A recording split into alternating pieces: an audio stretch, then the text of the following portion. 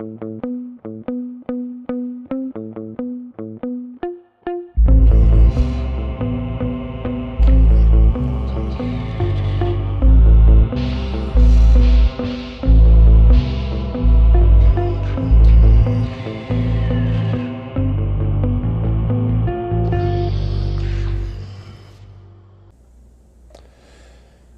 what's up? It's TheDarkStream. Let me see here. Let's get some music going, right? It's about time for that. We are rocking out. Ooh, EDM, rock, devil wave, synth wave, hip hop. I think we'll do a little rock. It's a little loud. Let's get that down to about the right. Let's make sure it's right. That should work. Alright. Rakdos Midrange. 28 and 4. Yes, this is a brand new screen that I've recently got pulled together, so I'm having some fun with it. But I know why you're here. Right over here. Let's see what we have here. Rakdos Mid. Yeah, this is it in a nutshell. I'm not showing the second Vraska's Contempt in the sideboard still. And, thanks, Gillum. Yeah, check this out real quick. This is kind of fun. Still trying to figure out different pieces, but this is the, I don't know, the new graphics for just chatting it up with the stream and kicking it. Starting to slowly pull things together. I found out they do these, pedals that are like guitar pedals, except for streaming, so you can use them to flip different,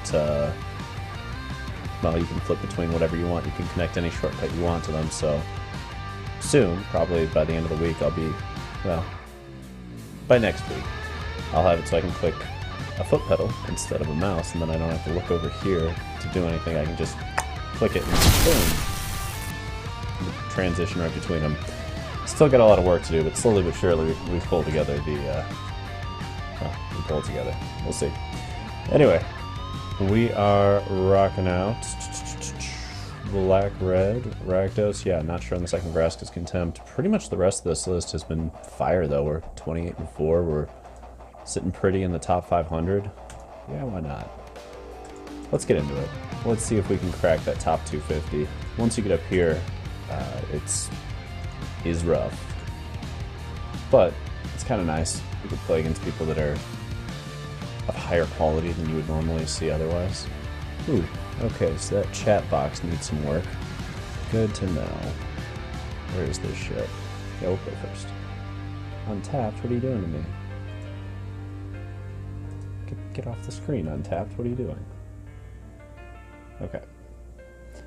And Skidum, if you get a chance, try and fuck around with some of the, like, see if you can just zoom in and out on cards. We can keep this. It's not amazing, it's not terrible.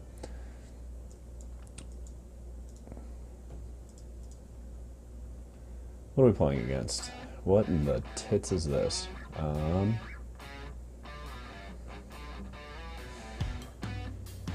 Oh, creativity. That deck. Okay. Super annoying deck. How do we want to deal? Well, my lifelong lesson I've learned is always take Teferi and go from there. I don't think we gain much since they have both of those. What I was really hoping for there was, like, you know, not a land. But so it goes. So this is Jeskai, Agent of Treachery. It might even be Fires, but it's definitely an older list. It's been a minute. It's an old deck, but it still checks out. Okay, so the chat button where it's sitting is just bleh, so that needs to just go. Let's just dump that out. That's annoying. The chat itself needs to be moved, I think. So we're gonna move that down. Let's put that at 1.5. That might help. Okay. Let's let them go to their turn and do some stuff. Basically, this deck is just trying to combo its way into free Agents of Treachery to steal your shit. And it's super annoying.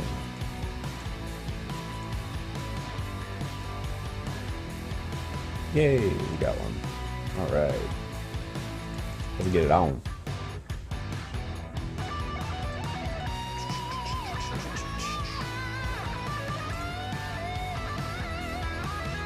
I do not think game one's heavily favored for us.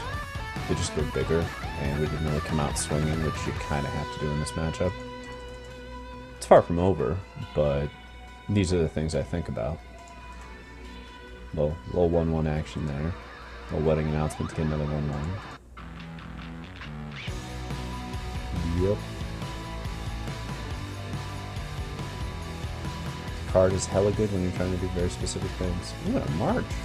Okay. You're not fucking around. Well, interesting. We can get Hazoret and we can get Hazoret going. But we are just opening up the dam of Indomitable into Agent to lose if we go that path. Like, Hazoret's not great here. And a hell of a liability, actually.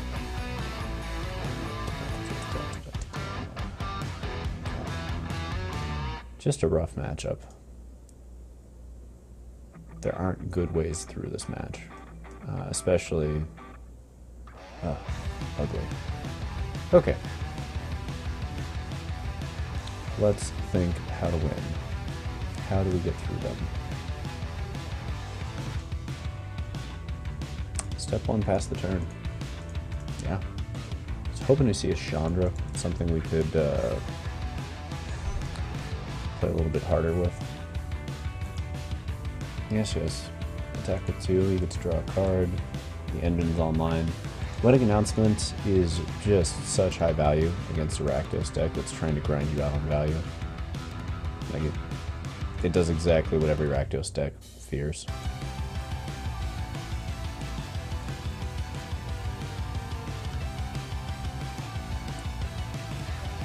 Okay, so we strangle here, because we should.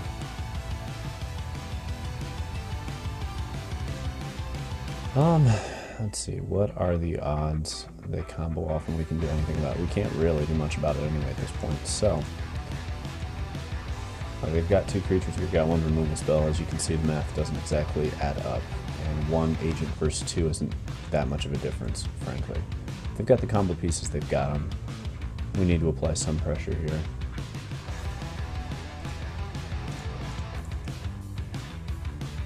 Okay. That'll trade out the den if they want it to, which I would assume they do. Game 2 gets a little bit easier. The 1 duress, the 2 go blanks, shifting out the Hazorets, just shifting into a few different things can pay off some massive benefits.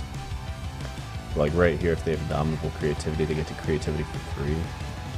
Or Shark Type Run. Also, like, this deck is just value drain. It gets rolled by certain archetypes, but this is not that archetype, which is okay. Let's do this. Okay. No Teferi for you. We can smack them with Graveyard Trespasser.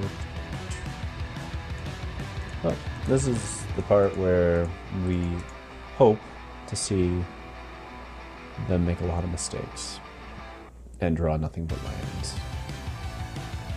Like, this is just a dominant board position, and that's again, that's okay. This is how game 1 can go. It's not over yet, but it's pretty close. If they present me with the right kind of threat here, we'll scoop it up and move to the next one. But I'd like to see a little bit more information. This isn't the traditional build. It's pretty good. Pretty good. What are you grabbing? Yeah, we can scoop it up. We're not getting through that. Okay. Let's move to the place we have to get to. Hitotsugu, actually relevant in this matchup. Blows up their tokens, and they make a lot of tokens.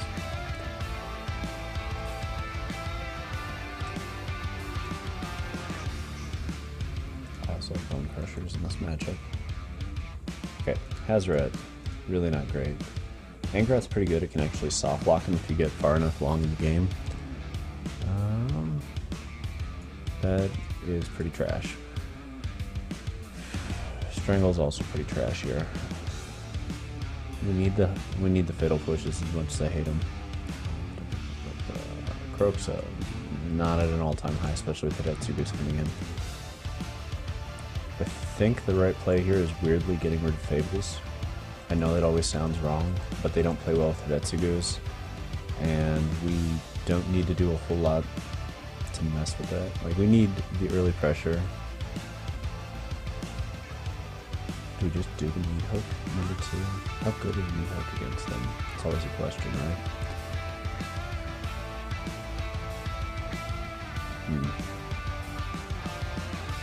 Crooks is so bad with the Tetsuga, so it's Fable. But they play token game. This deals with the token game. Then again, it also blows up Graph Diggers. That's kind of awkward. But they're going to have to blow up Graph Diggers anyway, potentially. I don't know. I haven't boarded for this matchup in a minute, and it's clearly showing here.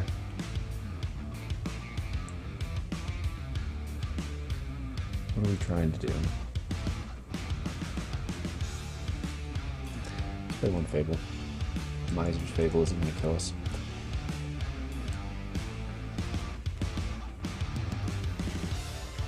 Jeskai Agent. Haven't seen you in about a month and a half.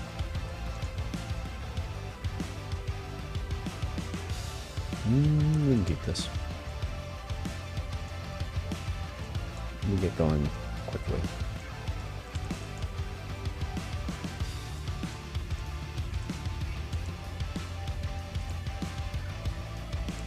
And that's what you have to do in this matchup. You have to go fast.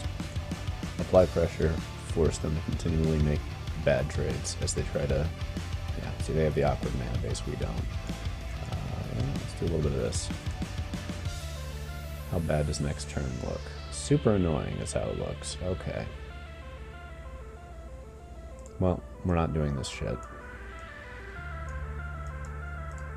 Wedding announcement's a big problem. We just move past it. They get the Fable. We kill the token. 3, 2, yeah.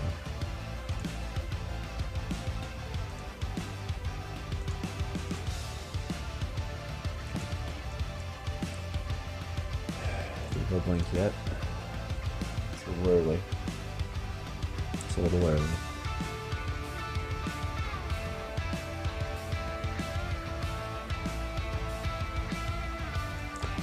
Still, if they're on the Indomitable plan, this is a big reason to go there.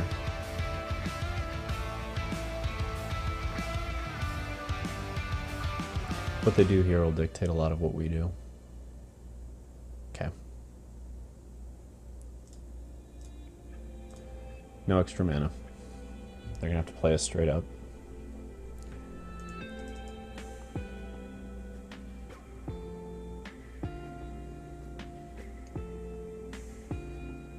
Fables and Wedding Announcements and Wandering Emperor. Yep. Sounds about right. Okay, so we have to do Blood Tithe here. Much as I want to do Blurbringer and swing, they'll just exile with Wandering Emperor. And I need that to not happen. Or else we fall behind. Hardcore.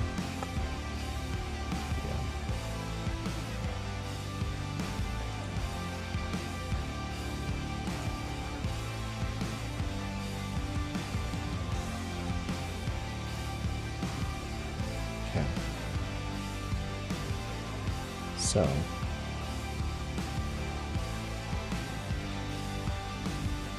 really isn't a good way through this card, is there? Pretend they don't have it, swing anyway. That's where we're at. Got it. Let's dump out that Kiki.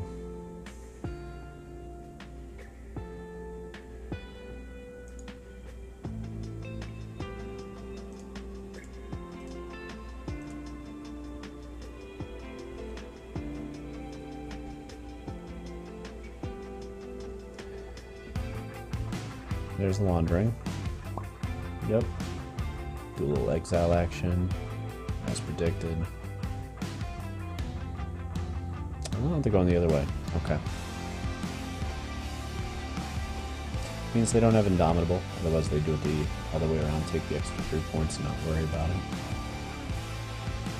I guess, to be fair, they could still go Indomitable off of one more minus here, and it would be pretty damning. Oh god, here we go.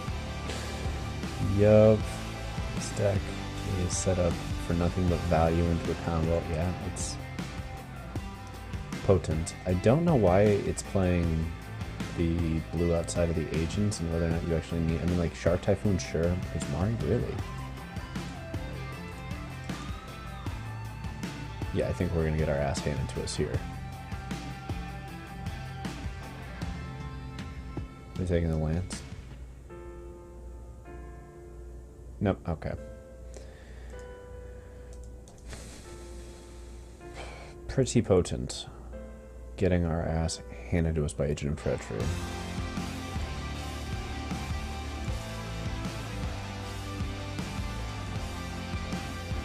Do we have now? Let's find out.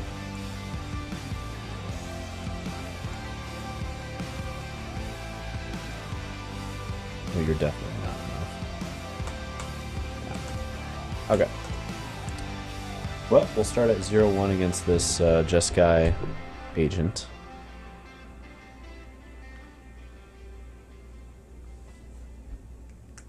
Not how we want to start, but not the end of the world either. I think that's just a bad matchup. There really isn't a good way through a deck that goes bigger than us, and that one does in a very difficult to deal with way because everything on the low end is just value. So we can't really outvalue them, and then they go bigger than us on the up. Yeah, that's just what this is designed to lose to. There's no two ways about it. If I was trying to beat that deck, I would push probably into this pretty heavily, because at least then you get the vetoes, you get the disputes.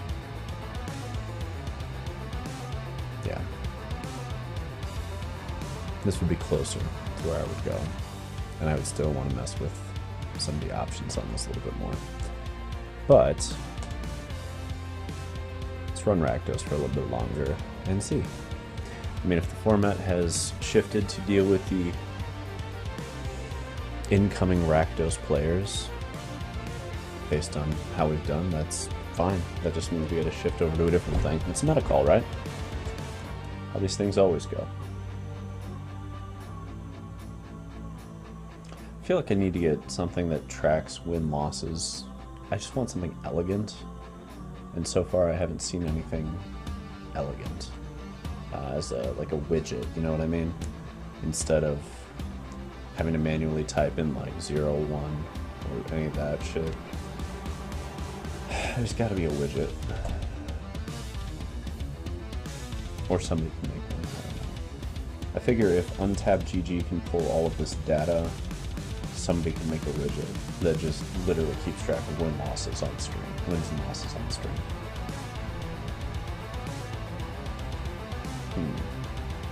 Makes me wonder if I can go into Untapped GG's website. Is there a way to just toss a very minor portion? Yeah, I mean it updates almost instantaneously.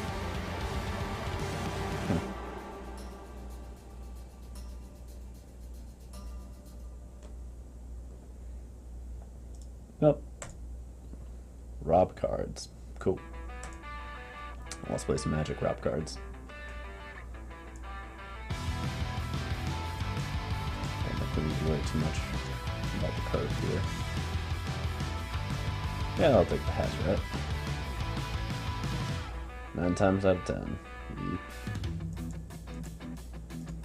If you're wondering why I'm not Thoughtseizing back, if we're playing the mirror match, which I suspect we might be, Thoughtseizes are less relevant than tempo plays if you can get them. Just to prove the point, I get rickrolled by that, but that's fine. That's how these things go. Okay. Yeah, no to that. I mean, we're still essentially dead even, so.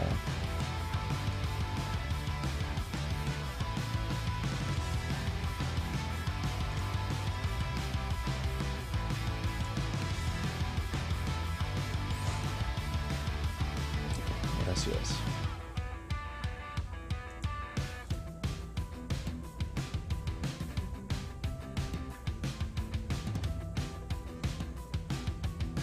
Weirdly, I think it's the Harvester. I'd rather put them in an awkward position with Bone Crusher. If they want to time lock themselves, that's fine. This is much better with Blood Token and Filtration. Little filtering does a lot.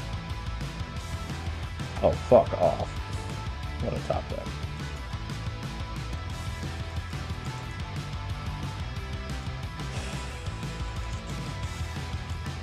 Mirror matches, mirror matches.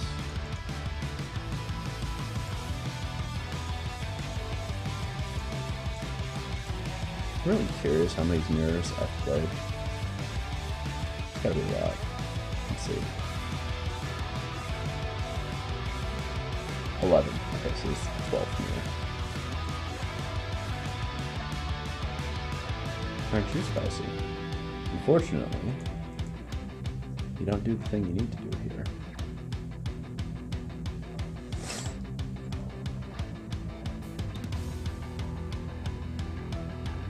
God, that's gonna suck. God, that ward. Like we could have Angraphed and plus there, but then they just swing back with Hive and Graveyard Trespasser, and it's a 1-for-1 that time locks, and that's it. Which is not what we want out of a heavy hitter. We might be fucked anyway, though, based on where we're at. Guess we'll find out. Yep. We'll go this route.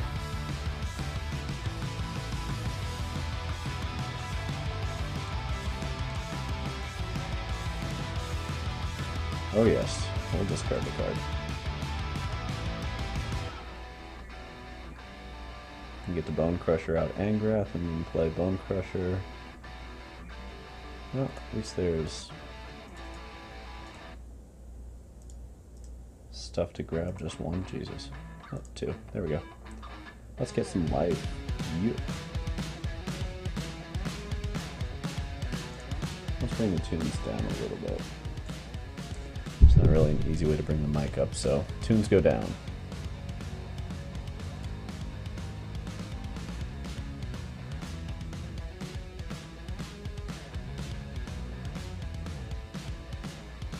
Alright, so Bone Crusher, Hive. You know what? The wee underdog is here to save the damn day. So we're going to take 7 at least, or lethal if there's a Fatal Push. You feeling lucky, punk? Well, are you?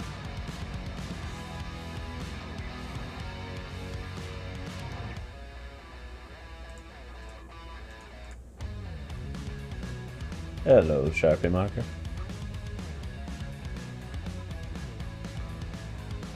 And that's what we call a proper curb out. Yes, indeed. Okay. Glory, glory, hallelujah. Let's get into it. Thoughtseize. Doesn't matter in this matchup even a little. Anger is still good. Braid, still good. Restless Contempt, still good. Meat Hook, still good. Things I actually take out in this matchup. Don't much care for the Tenacious. And how heavy do we want to get on the rest?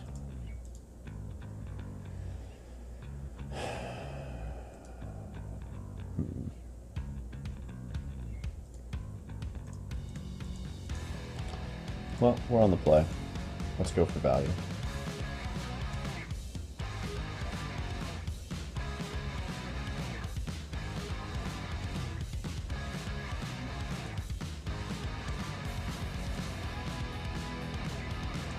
Play, sure. Yep, that works.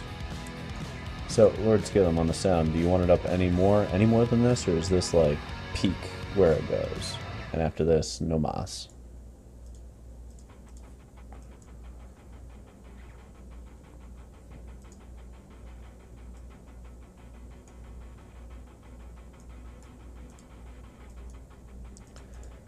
So we play Fable, they get to Bone Crush, but at the same time, they have to Bone Crush.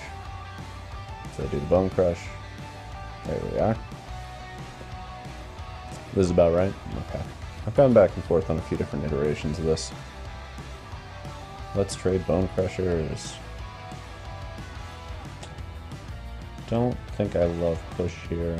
Don't think I need another Bone Crusher there. So let's get towards the heavy hitters, right?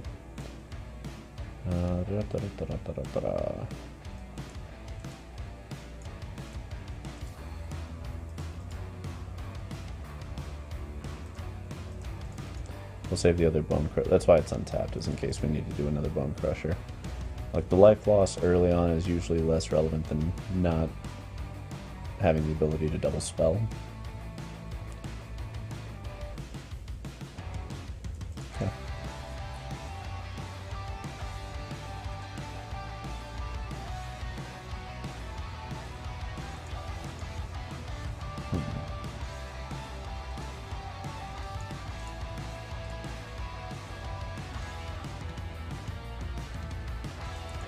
Yeah, we hold out for that.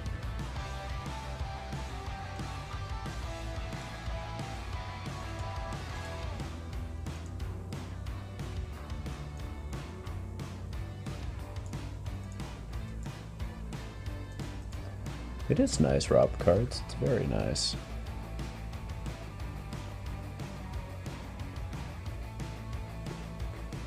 I quite adore it. Really? All of that?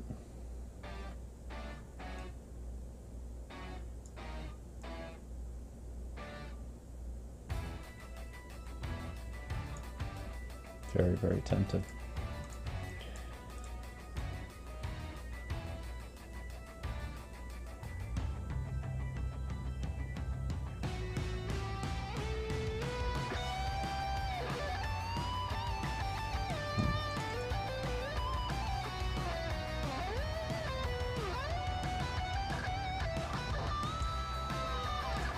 Gotta get the walkers out.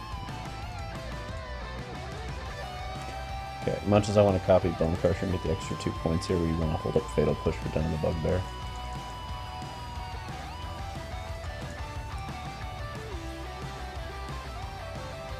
If they don't have another Bone Crusher in hand and they're relying on Den to get there, this is where we pull ahead.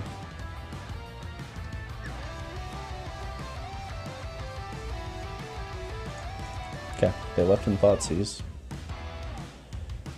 To this day, I still think that's a mistake for the mirror, but I understand why some people do it.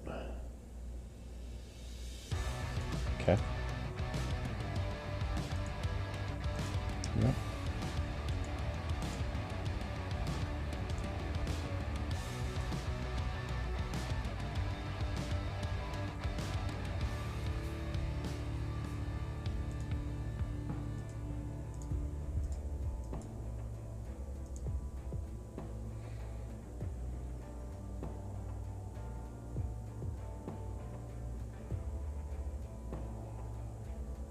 Okay, so we can swing a Bone Crusher into a Graveyard Trespasser. They're unlikely to block, they'll smack back, gain a life, kill the Angrath.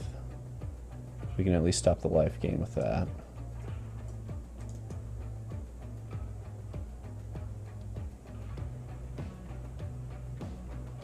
Of course, we can also force them to play a game they don't want to play.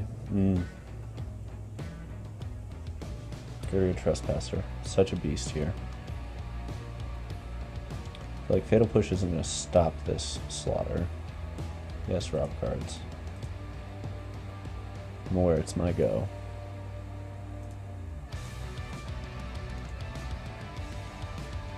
It's as close as I can get to the balanced scales of justice, right? Put him to 7. Yeah, putting him to 7 is a better play here.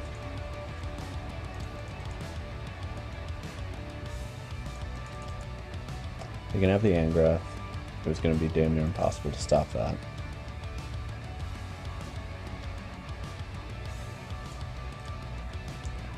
What we want to make sure is that they don't gain life.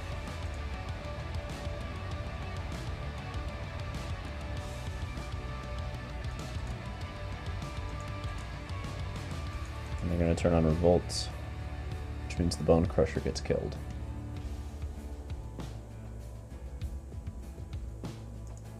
Needed them to not have that. Okay.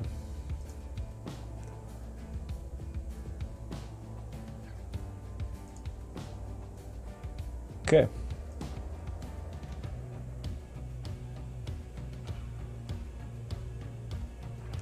I don't think we're messing with anything there.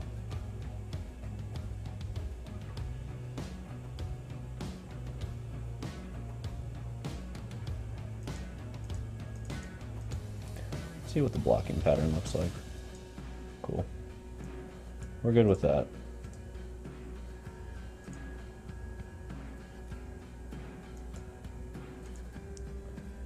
Yes, it is nice, Rob. But you've also top decked rather nicely yourself, so I don't feel too bad about it. Not having to discard off Fable means you top deck pretty well, probably yet again. Otherwise, why would you care, right?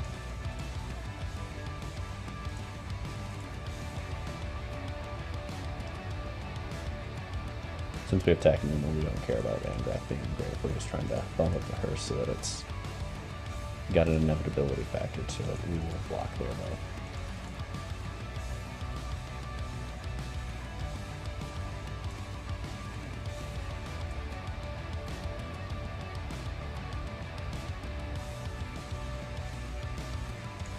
Okay.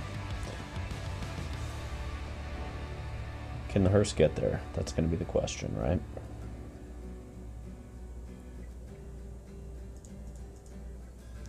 Alright, so Kiki will die, but then the Bugbear is a big deal.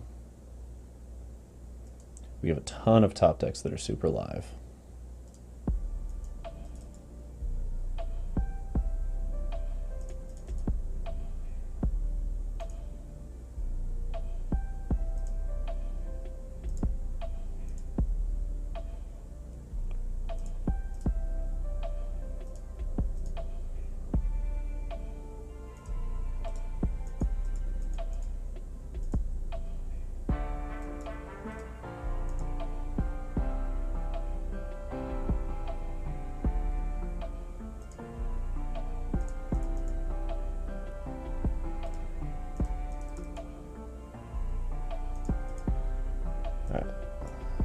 Kill the fucking thing. None of that now.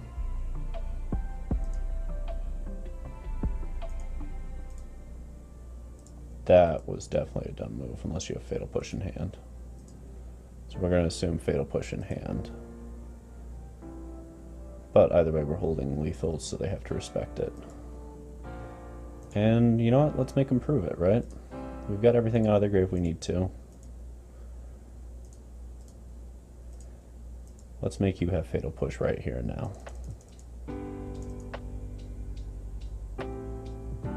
Okay. Fine by me. Still the right play. When you have lethal on board, you go for lethal. Sure.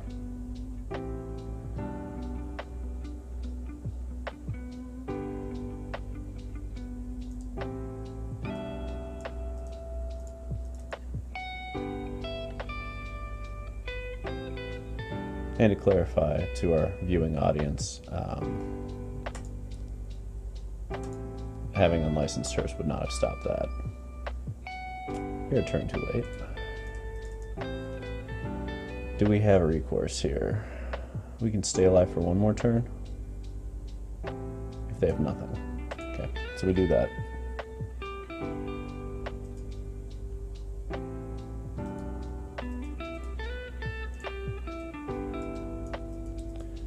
What I would have liked to have drawn in this matchup is any Graveyard Trespassers.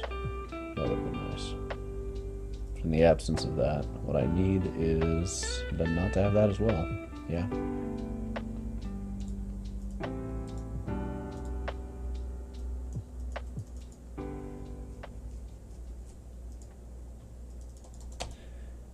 Not the start we were hoping for after beginning this deck at 28-4. It looks like the upper ranks are very ready for this.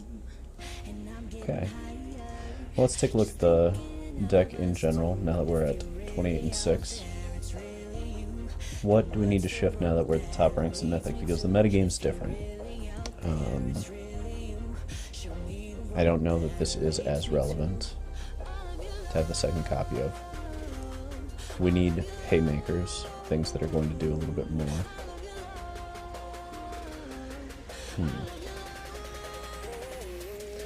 Yeah.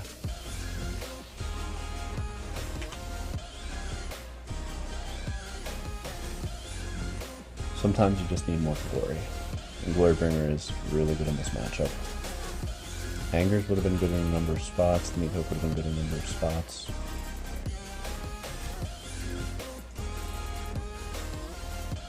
Either way, I still like where this deck is. It's only got a few slots to really shift around either way. Yeah. Alright. Let's shove it over the board. There's a lot of Graveyard Trespassers to play through there. It's a lot of value.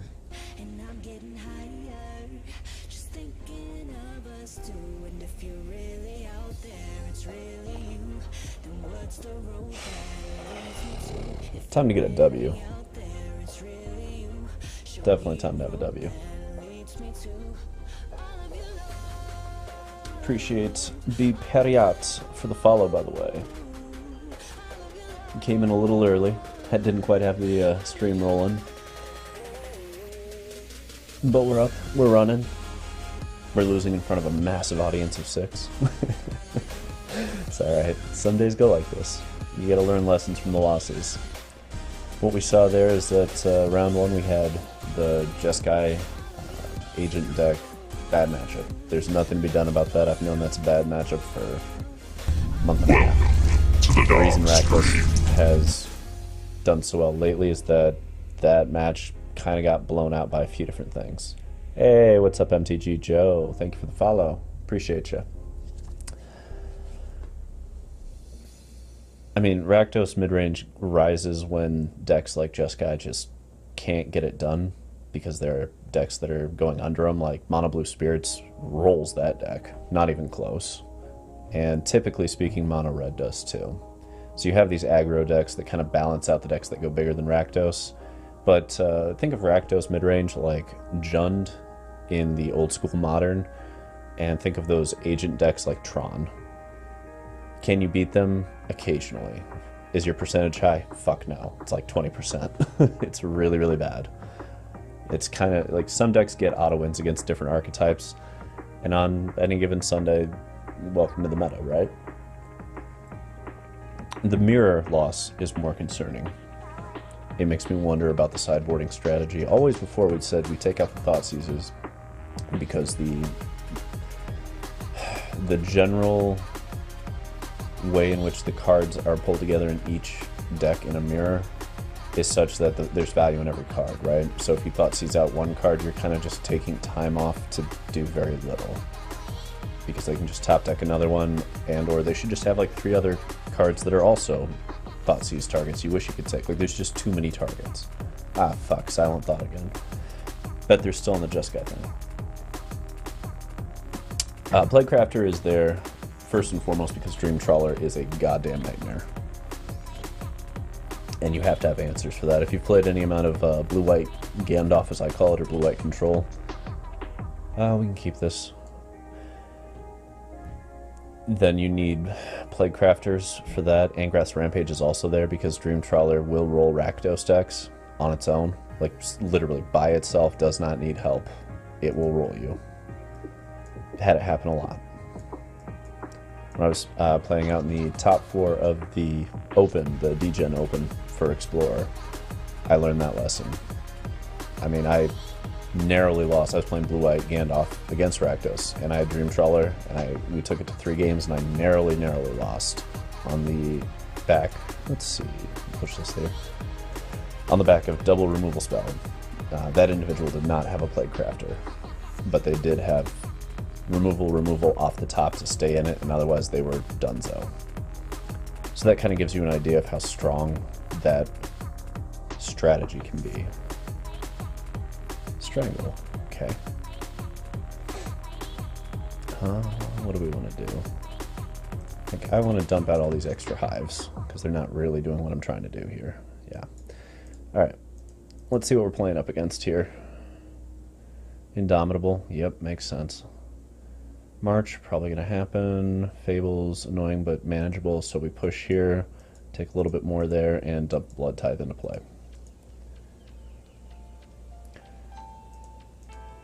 But yeah, Bloodcrafter is good against blue-white.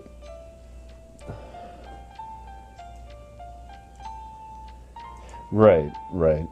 It is an odd card. It was one that took us a long time to figure out. We played that matchup quite a bit. Kind of curious how much I did play that matchup. On stream 3 times, off stream a lot more. In my free time, fucking a ton. Okay, so we're just going to push this out to see if we can get a land and a Hazoret online, because that would be the key to pushing and presenting enough pressure to move forward. There we go. That's what we like to see. Okay, so we've got a good shot at game 1, despite this is still not a good matchup, just for those who didn't catch the very first match. We played against this exact player 2 matches ago and got rolled. It's just not a good matchup. There's no good ways around it. But they have kind of a rough draw here. It's game 1.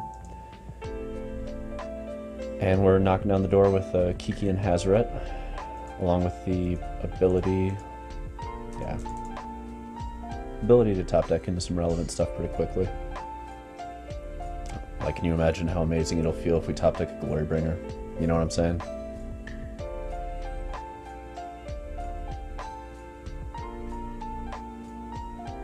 What you gonna do, SilentThought? What you gonna do? Exile Teferi to exile Hazoret. Ballsy. Okay. Yeah, we still go this route.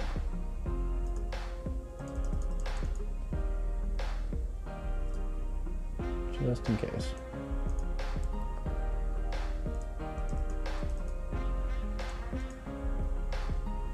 You can see why this matchup's hard.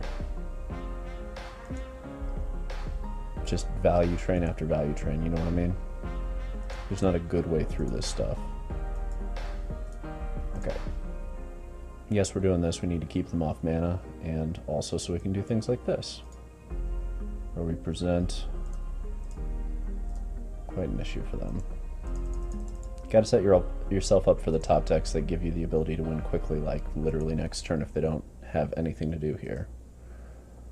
Okay, they only discarded 1. They've got something going on. Fable, sure.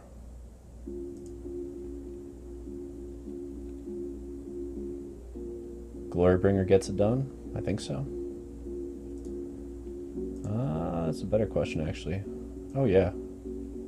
Well, sometimes you win on the back of Croaks at top decks, too. Ding dong.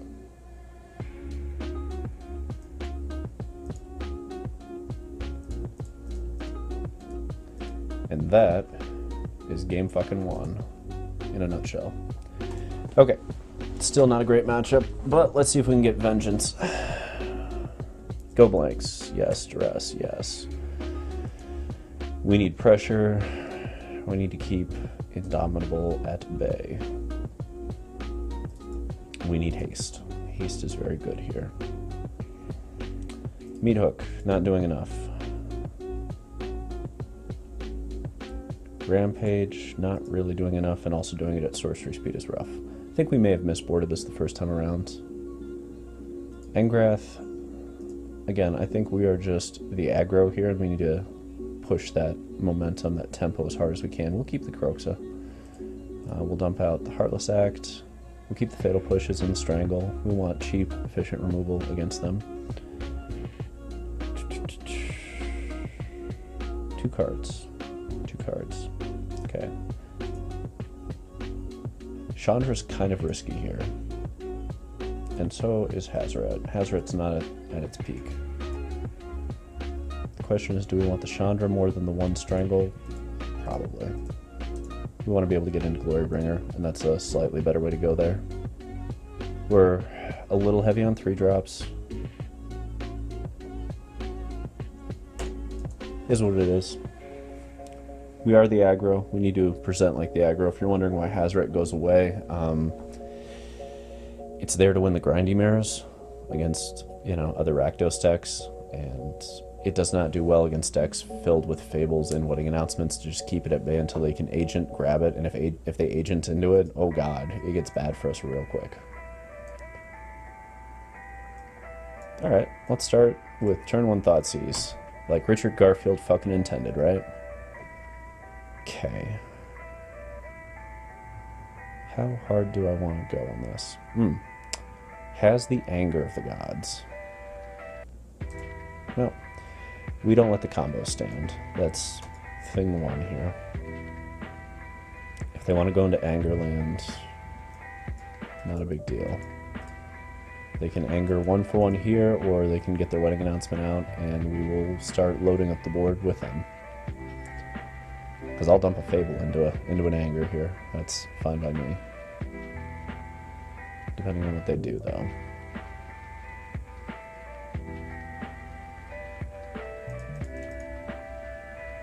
Block or no block? Angling for that anger, huh?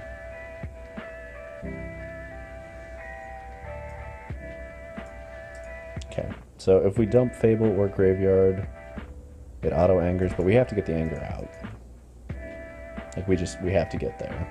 And this pushes the issue a bit. If they do another Wedding Up, yep, there we go. Alright. Push the issue. What don't we need? We don't need that.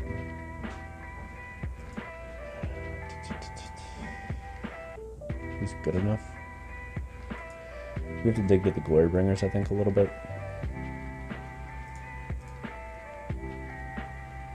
We keep Blood. Yeah, we keep Blood Tithe. There we go.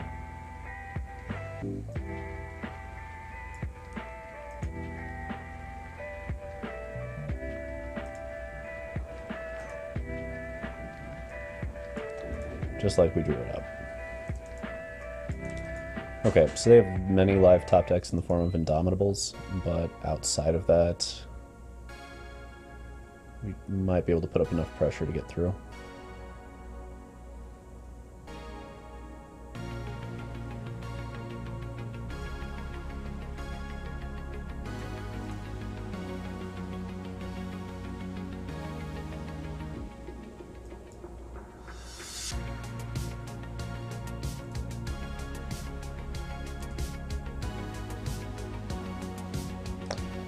Question of whether to exert. I think so. If they have the Indomitable, I don't want them to get all the easy freebies here.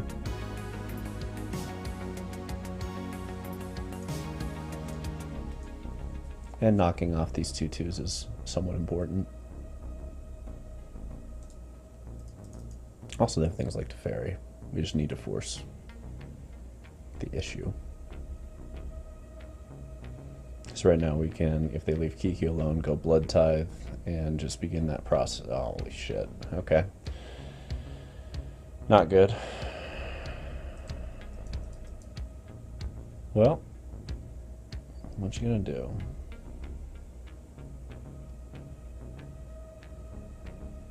Yep, should be that in a Glorybringer.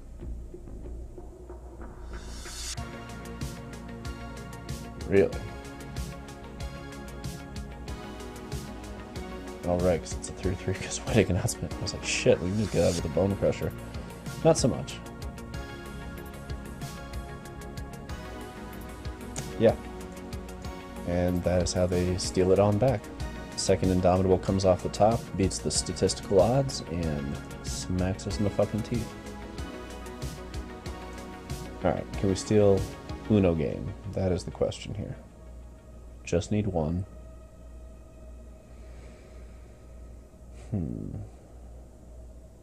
Is it better than a Bone Crusher?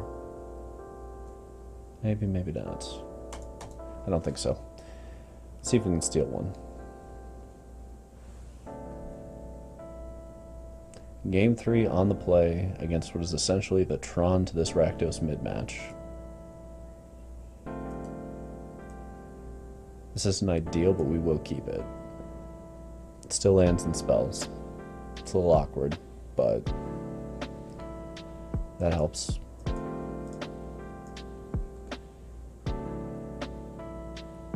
That helps a lot. Let's get rid of their ability to filter. We'll get into Fable territory here. Yeah. See if we can filter that Hive out for a Chandra and get the train rolling.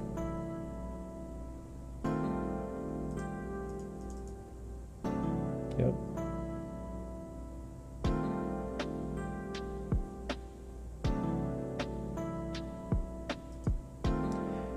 Part of this matchup is playing like they don't have it most of the time, because you don't really have the ability to win if they do, and you can't play around everything.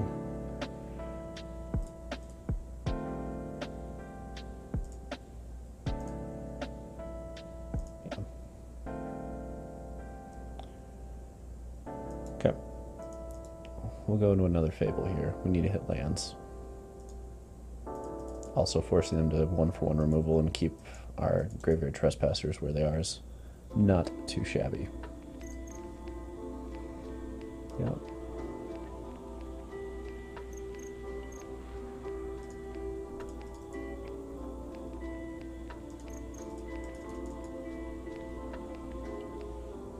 And then there's that. Okay. Well, Graveyard Trespasser does not do enough anymore. Out you go. Give me the lands. That's more like it.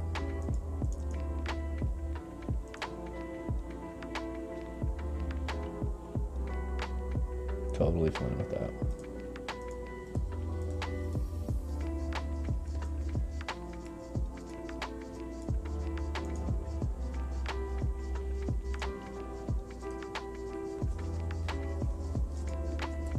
All right.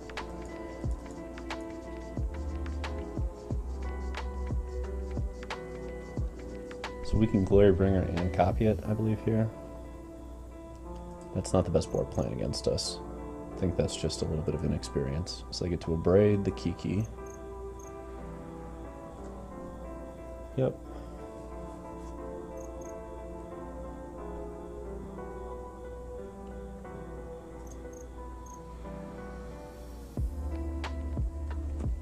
But there's another Kiki coming.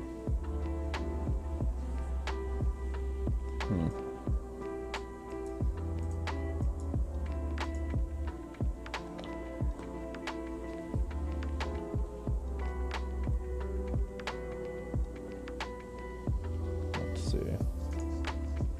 So we have to exert and kill because it leaves them with almost no potential ways to get Indomitable off the ground. We also want to be able to tick up this Chandra, if possible. Because who knows, maybe it'll grab a Grafdigger's Cage off the top, which would also be really funny. Because then we just shut them out. 1, 2, 3, 4, 5, 6, yeah. Let's see if we get a Grafdigger's Cage. Nope, okay. Still, we put them to 12.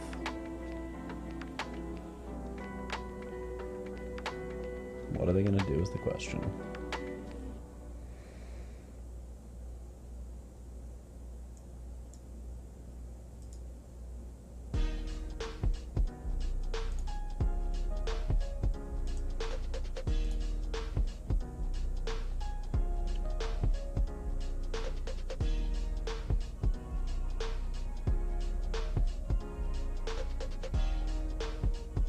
Yeah, still the right play.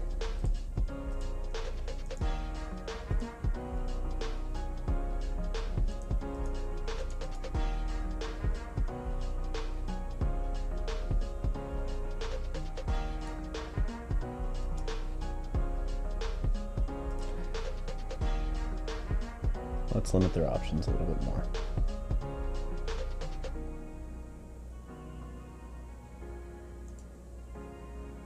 And a little bit more on top of that.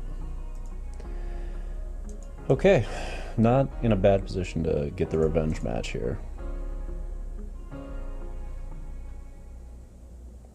Agent of Treachery won't save you. I mean, you get to ult a Chandra, which is kind of cool, but getting rid of that Fable and them having a slight flood along with a very dead sideboard card. I mean, I guess it wouldn't be... I guess not completely dead. It did make a difference because of the Kroxa. What?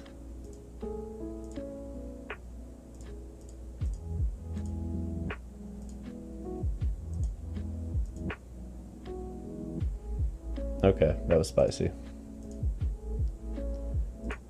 Well, I guess if we're gonna win, let's win with style, right? The Blitz. We call this a Blitzkrieg. Yeah. Okay, we got the revenge match. Back we go.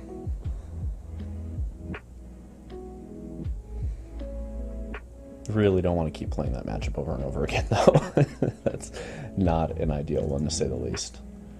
They've got the Abrades, they've got Rest in Peace. They've got a lot of pieces that are just difficult to deal with, and this deck does not deal with enchantments well. That is one huge issue with Rakdos Mid, is it just does not do well with enchantments.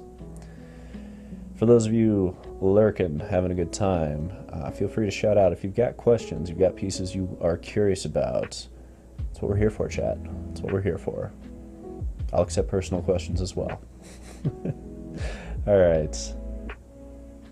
Yeah, I don't think we're changing the deck any. This third Glorybringer slot, you know, we could change other pieces. I'm back and forth.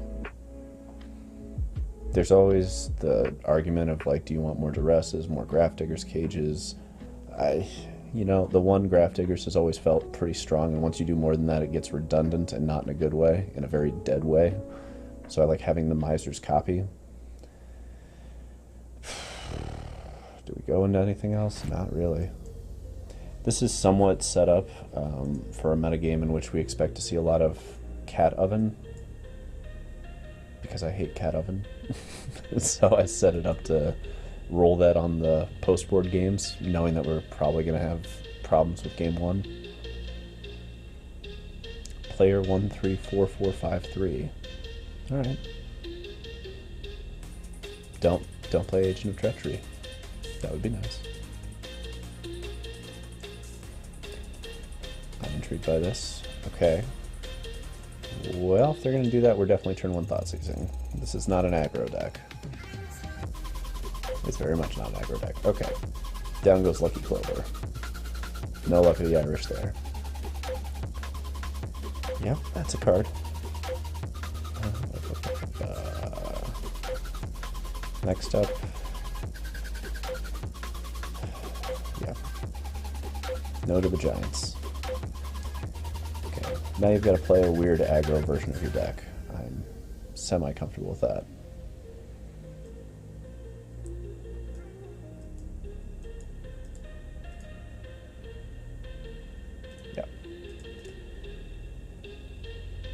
I'd rather be in a position where you have to top deck to do stuff.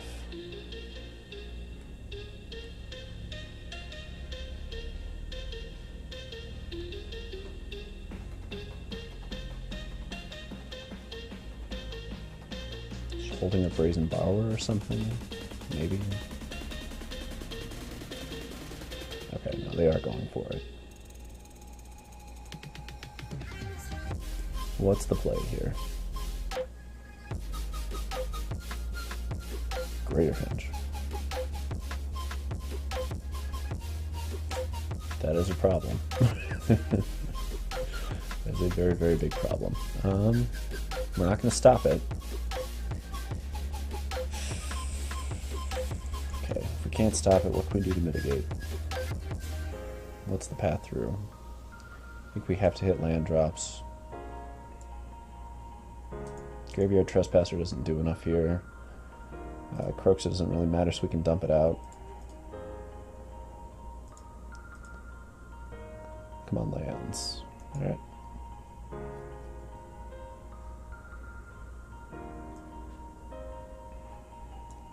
Yep, you get Greater Hinge. Definitely one of the more difficult cards to deal with. I remember when I cut that Colligan's command thinking it wouldn't matter. Oops. Big oops. 3, 4, 5. Is it just a chump scenario? It might be.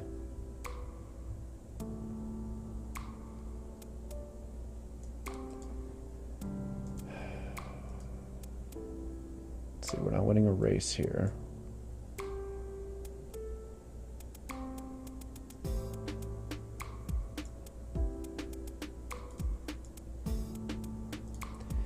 I don't know, it's between the Trespasser and the Chandra.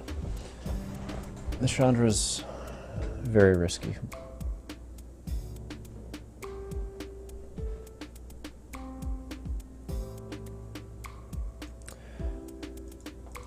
But we kind of have to.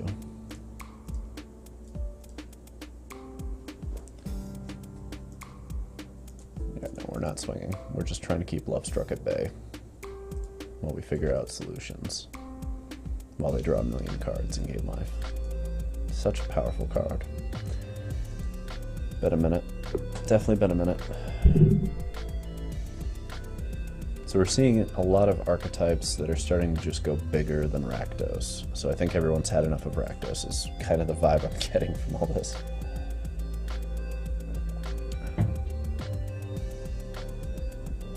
Damage-based removal does not work well against this deck.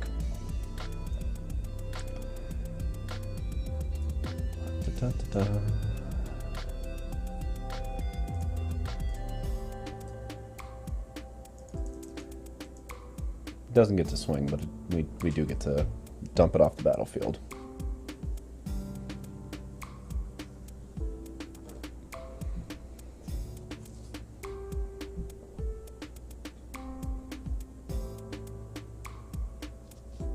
Interesting choice.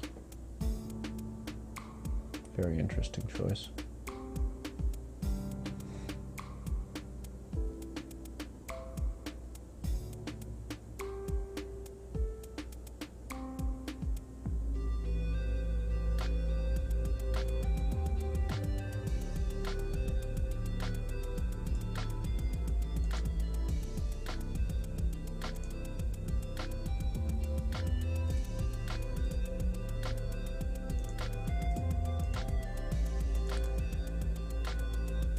Oh my.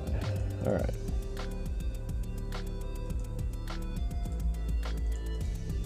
The luckiest clover.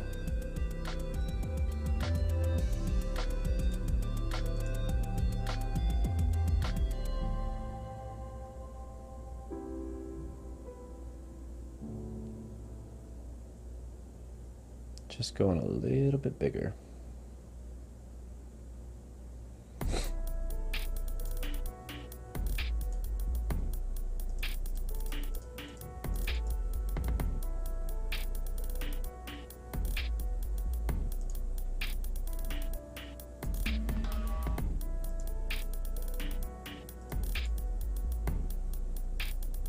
You know it's a weird day when a Crocus resolving isn't an oh shit moment for the opponent, but rather a shrug shoulders kind of moment.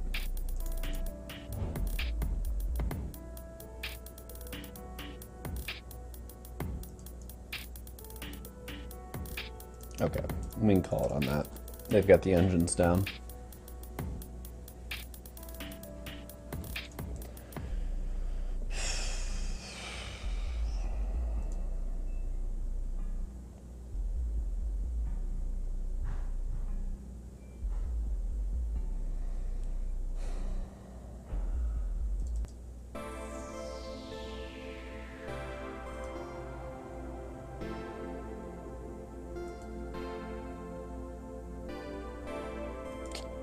Underdog's not great. Harvester also not great here.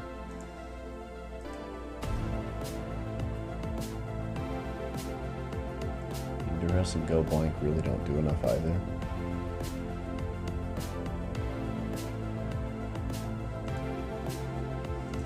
Again, this just falls into the bad matchup category. They just go bigger. If we keep seeing decks like this, what that tells me is that mono red or mono blue will probably be correct. Or a very tuned blue-white Gandalf list that knows how to contain this kind of mess.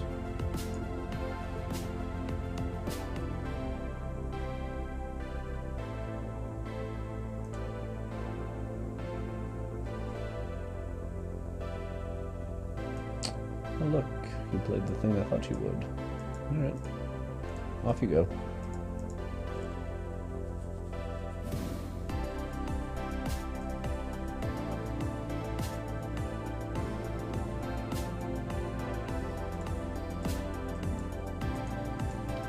And if they want to Brazen Borrow that, not going to be the best thing in the world for them. What up? And we welcome in Darth Gaming. So, not a great day for this deck. Yeah? Yeah, people have started to do the go big strategies. 3 out of the 4 matchups we've played so far have been against that style. Yeah, I mean, it was only a matter of time. We went 1-1 against the Jeskai agent deck with the Wedding Announcements and the Fables, and I felt really lucky to get the 1 win on that, because that matchup is atrocious. And as you can see, we're up against, what do they call it, Rugged Adventures. I don't know if that's the actual terminology for it, but you get the Rugged Adventures? Yeah, right. Rug Adventures sounds like something that happens at sororities late when everyone's drunk. Right. So they got game 1. Yeah, you know, you land the Great Henge and get going, and it's pretty hard to do much there. And we had a mirror, but those don't always go amazingly. There are scenarios where they land 3 Graveyard Trespassers and you land 0, and you can tell how those tend to go when you don't get the anger. So what I'm saying is we're sitting at 1 and 2, and it's not looking great. But maybe it's time to go bigger or faster. that's really the question: is do you go bigger, faster, or do you stronger, harder? Right? Hours older. Because like mono blue would tear apart a lot of these decks. It's true. Discard 2, return it to hand. Do we just force that? I think we just force that. Yeah. Try and get some damage. Well, get the damage no matter what. Yeah. Okay, we'll steal a game. In this one, we're the aggro. I don't think we really have a whole lot of time to mess with what they're doing. Duress is dead against half of the hands they have because of how creature heavy they are. For the aggro, why'd we take out the Tenacious Underdogs? We were going for a little bit bigger since they have all the Bone Crushers, but perhaps the Underdogs deserve to be back in. The question becomes, what do we take out? Meathook probably goes. Yeah. Crooks is still pretty good here. We're on the draw, so we can probably pull Shatter. Well, is that the 25th land still in this deck? Yep. Why do we have a Strangle? I guess Strangle's okay against them. It's not terrible. It's just cheap removal, and we have to kill the Edgewalled Innkeepers on impact usually, or they go nuts. Yeah, I'd say pull out Shatterskull on the draw. Done and done. Much as I want the Plague Crafters, Lovestruck Beast makes that a little silly. Well, it may also be time to maybe switch up some of the aspects of this deck. I think we keep this on the draw. We've got 2 lands. Yeah, lands. looks good. Looks good. 2 lands and an eventual Glorybringer, with the ability to get quick removal in. It's a fine hand. Yeah. Fucky Clover. Okay. So if this deck's going to become common, Braids are looking good in the main again, or at least one. Yeah, Heartless Act might just get shifted out. Oh god. The ramp is real here. Beanstalk Giant. Yeah, Braids look really good against this deck. Gotta kill that at least. Welcome to TheDarkStream. Hey, thanks for the follow, just for Damo. Or Domo? Domo? I don't know. Arigato. Domo Arigato, indeed. That's a whole lot of gas. Alright. We'll see. There's also this weird scenario we could see later in this game where they play Beanstalk Giant and we get to go Angrath minus Donu for like 6, 8, you know. That can happen. I've seen that happen a few times. They're usually pretty busted. good at putting a bunch of crap on the ground, though. Yeah. But sometimes they swing like idiots. Oh boy. Okay. Too late, Thoughtseize. Damn you.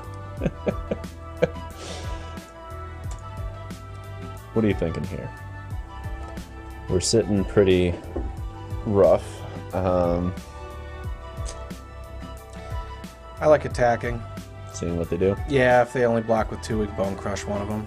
Right. Just took it. Yep. Okay. Thoughtseize and Bone Crusher. Yeah, pretty much. Oh, we got rid of another Beanstalk. Good enough. And so it begins.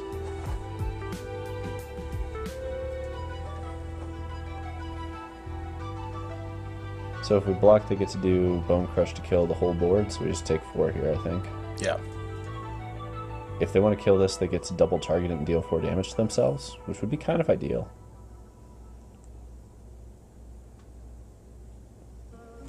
Because at this point, I think we're playing Glorybringer, not exerting it, and smacking them for 4, and then trying to do it again and Bone Crush or Angrath the next turn for the win.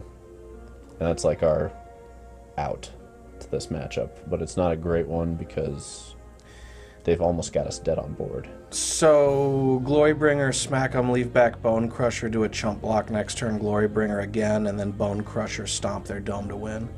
Right, and that works as long as that's not live and whatever's off the top isn't live, but that's our best shot at victory. Yeah, that's what it is. I think that's the only path to victory with this. Because this can't kill a damn Love Struck anyway. Right. So just survive. Have Bone Crusher survive and have opponent not gain life, which I don't think this deck has life gain. They have Great Henge potentially. Oh, right. But they have to have it in these two. Like, if these two are land, we win this game. If they have more than that going on, oh boy. Looking decent so far. Yeah. Yeah, we can't let them Bone... That's what it is. Can't let them Bone... Well, if they have Bone Crush, they win either way. If you got it, you got it. If you don't have it... Oh, you might not have it. They don't have it. Alright, let's win. They legit don't have it, huh? Okay. This doesn't have reach, right? No. Okay, good. Well, we stole this one. That's how this deck wins a lot of times. You know what? We're not playing into a weird let's spell not fuck around here. Let's not play into a weird spell pierce that we can't get back from, because that would feel terrible. Alright, so... Still works. Yeah. Still works. We managed to beat them on both post-board games somehow, which felt really weird and wrong, but we got there. Yeah, it's a scrappy deck, man. Scrappy dappy do. I think I just needed you to come in and join, and all of a sudden the luck turned around. Yeah. I need the Jund player here, or else it just goes to shit. I mean, that's the beauty of decks like this, is a lot of matches that you win, you feel like you're losing the whole time. Right. I've had days playing decks like this where, like, I do really well in the event, but I feel like I've been losing all day, kind of. Except that I just, in the last minute, don't lose. Right. Alright. So, things we can shift around. We can shift around the Heartless Act if we want. If you're thinking Abrades, that's I'd like to try and fit an Abrade in here if this is the kind of stuff we're going to be seeing, but I don't know. What else? What's out there? What are the decks? So, I haven't played in like a week and a half, I think. Yeah. So we're seeing an uptick, at least today, in the Jeskai agent, but again, it was the same player twice. So it's just somebody running it, and I don't know if that's necessarily an uptick in the archetype.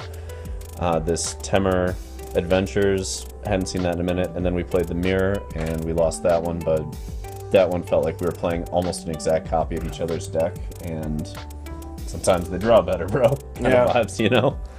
Like there's only so much you can do, and that's how it goes sometimes. So maybe our flexibility is going to be a bit more in the sideboard right now.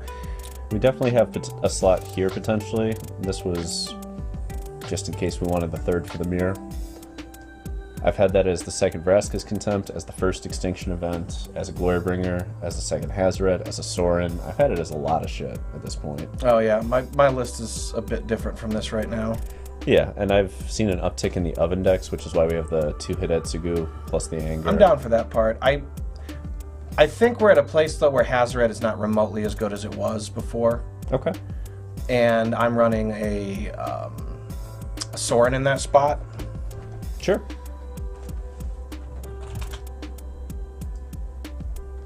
Sorin it is. No, I did cut. You don't have what's some kind of filter there, maybe? Nah, it gets weird about stuff. There we are. It should be noted that another key difference in our list is I put the third Bone Crusher back in over the Culligan's Command because I kept having just so many awkward moments with Culligan's Command, and Bone Crusher kind of did what I needed it to do there instead.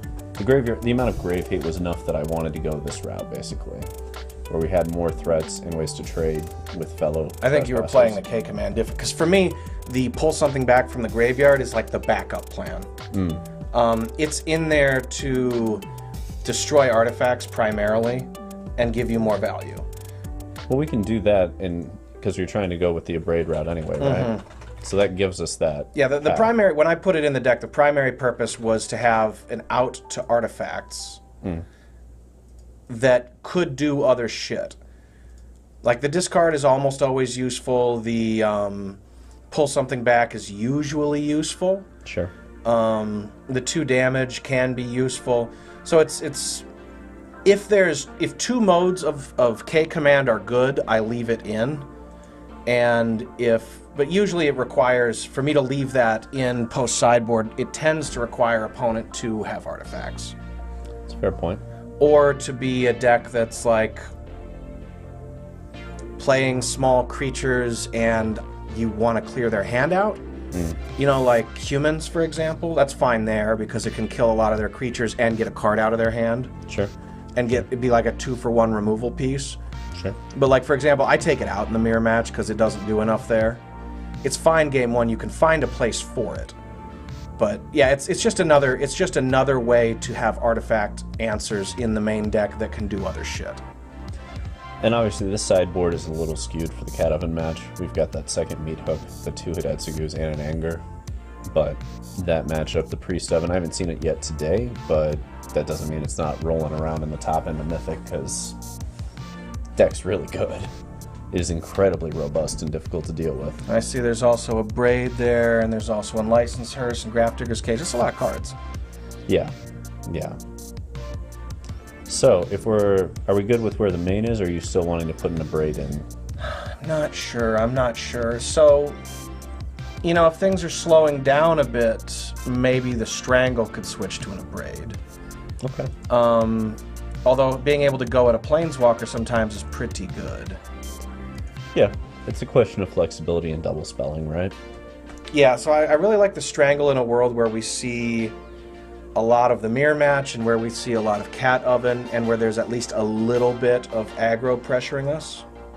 I mean, are we still in that metagame? Yeah, I think we are. The Heartless Act is the one that I think might end up being worth cutting. And my reasoning on this is there's actually a lot of shit with counters now. If you get into Mono Blue, they're all playing Slip Out the Back now. Yeah. Which is super annoying. And also deads this if it's the second removal spell. Yeah. And I've had that happen a few times. We still have the Humans matchup with infinite counters off the Thalia's Lieutenants and everything else. Right. Super annoying when that happens. And I've just had some weird pieces here and there with Heartless Act. I hate that we go almost strictly into damage-based removal at that point. But if it's over 5... Well, let's see what other murder spells we've got for 2 or fewer mana. For 2 or fewer? Yes. About 4 other good options. And the question... Let's look at the bad ones, too. You never know. Yeah. Sometimes the bad ones line up kind of nicely. So there's still Blood Chief's Thirst. That's 4 mana. Right, and that's kind of a back and forth, and that's almost it for the one-ups, because we don't really want to do this. That's 5 mana. No, we don't. And that's it for 1 mana that matters, unless we're in a... I mean, if Eldrazi comes back, I'm happy. I wouldn't even play that then. If it was Thought-Knot Seer Life, I'd be, if we were back in the old school, yeah, I'd play 4 of these. That'd be amazing. Although we'd still probably lose, because that deck was busted. I still remember having that on week 1 before everybody broke it for the Pro Tour. God, that was fun. Back when tech existed. Yeah, it was so cool. It was so cool. I was very into it. Okay, so we get into the 2 mana stuff. Cast down's an option. Okay, so what legendary shit's seeing play? Let's talk about that for a minute.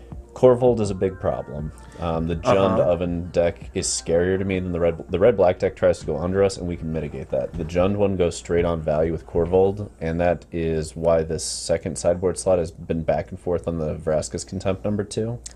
Okay, yeah. VC does get things done. Worth noting, Heartless Act almost never kills Corvold, though, either.